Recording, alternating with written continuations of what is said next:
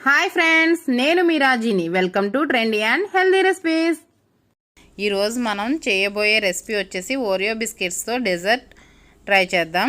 మనం సమ్మర్లో ఎక్కువగా ఐస్ క్రీమ్స్, కూల్ కేక్స్ చేసుకుంటూ ఉంటాం, కానీ ఇలా ఇంట్లో వెరైటీగా డెజర్ట్ ట్రై చేద్దామండి.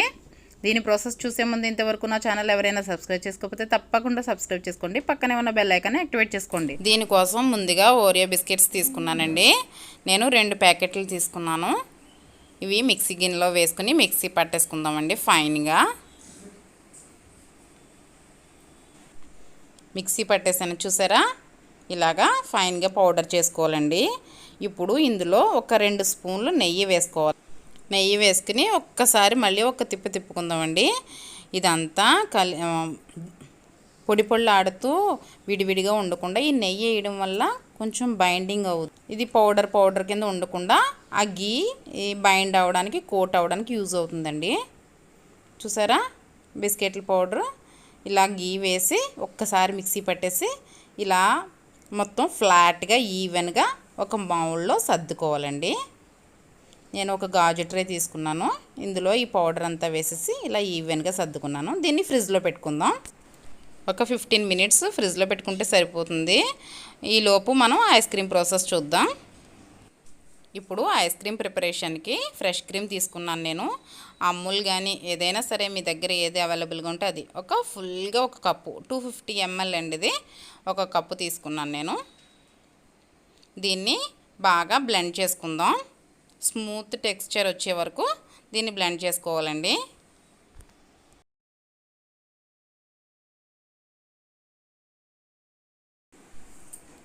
ఈ విధంగా బీట్ చేసుకున్నాం కదండి. ఇప్పుడు 1/4 కప్ షుగర్ పౌడర్,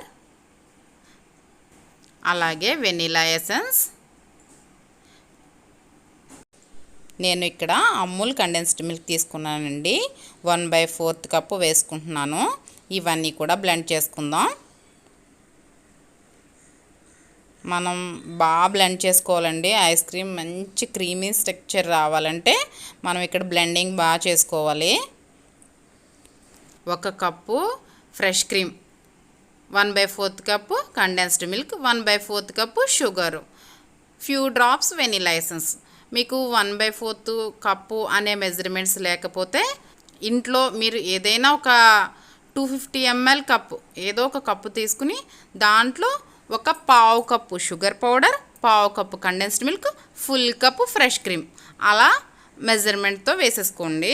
మెజర్మెంట్ కప్పులు ఉండాలని ఏం లేదు, మన ఇంట్లో ఏ ఉంటే దాంతోనే చేసుకోవచ్చు.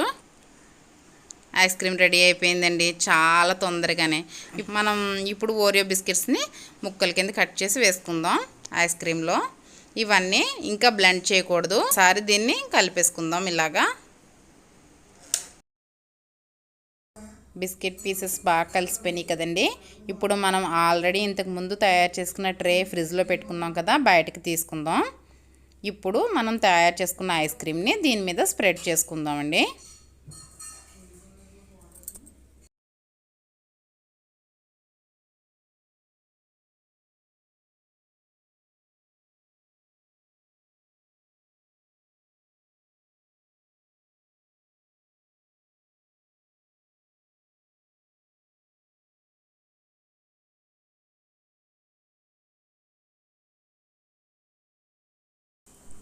ఐస్ క్రీమ్ని ఇలా ఈవెన్గా ఫ్లాట్గా సర్దుకోవాలండి. ఫినిషింగ్ నీట్గా ఉంటే ఉంటుందండి.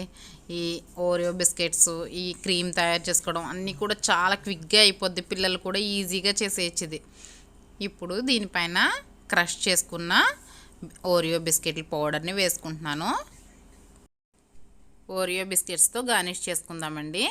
దీన్ని ఫ్రిడ్జ్లో పెట్టుకుందాం. ఇప్పుడు నేనైతే నైట్ అండి, ఇది ఇప్పుడు నైట్ పెట్టేస్తున్నాను. మార్నింగ్ వరకు ఫ్రిడ్జ్లో ఉంచేసుకుంటాను. లేదంటే ఒక 5 to 6 hours ఫ్రిడ్జ్లో ఉంచుకుంటే సరిపోతుందండి. ఫ్రిడ్జ్లోంచి బయటకు తీసానండి. దీన్ని కట్ చేసుకుందాం, సర్వ్ చేసుకుందామండి. చాలా కేర్ఫుల్గా తీసుకోవాలి.